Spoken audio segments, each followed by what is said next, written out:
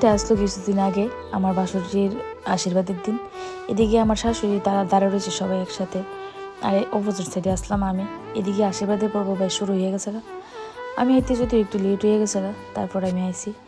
আশীর্বাদ কিন্তু মোটামুটি প্রায় শুরু হয়েই গেছে গা ধরতে গেলে। কিন্তু ওই সময়টার মধ্যে না আমার জানি কেড়ে অনেকটা খারাপ লাগতেছিল এই ব্যাপারটা, যে জীবনের তো এই প্রথম নতুন যাত্রা শুরু একটা মেয়ের জীবনে। আশীর্বাদের পরেই তো একটা মেয়ে তার শ্বশুরবাড়ির একজন মেম্বার হয়ে যাবে।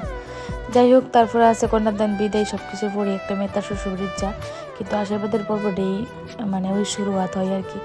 যাই হোক, একটা মেয়ের জীবনের আশীর্বাদের দিনটা যে কতটুক কেমন লাগে দিনটা, যা একটা মেয়েই বুঝে। যাই হোক, এত কিছু নিয়ে বিস্তারিত নাই গেলাম, তবে অনেক আনন্দ করছি।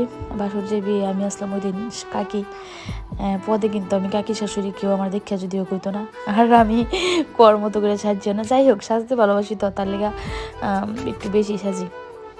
তারপর একটু ফটো তুললাম, আমি প্রথম কিছু ফটো তুলছি, তারপর আমি নিয়েছি আমার হিরোরে নিয়ে কিছু ফটো তুললাম। এই যে আমার ব্যক্তিগত হিরো যে আছে, ব্যক্তিগত হিরোরে নিয়ে কিছু পোস্টার দিয়ে ফটো তুললাম।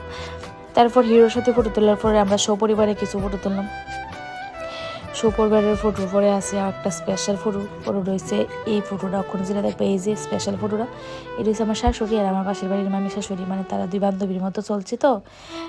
অনেক দিন পরে তারা একটা ফুল ফটোর মধ্যে দুইজন আনতে পারছি, মানে ফটোটা তুলে রাখতে পারছি আমার কাছে, এতে আমি অনেক খুশি।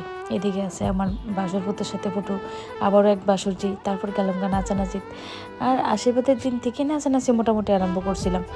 আর নাচানাচি তো অনেক ধামাল নাচছিলাম, অনেক আনন্দ করছি, অনেক মজা করছি, দিনটি খুব মনে পড়ে। আর ভিডিওটি কিন্তু 2024-এ যদিও 25-এ এডিট করতেছি। আমার মতো কে কে আছো যে এত দিন পরে ভিডিও এডিট করো? আমি খুব ব্যস্ত থাকি তো, তার লেগে হয় না।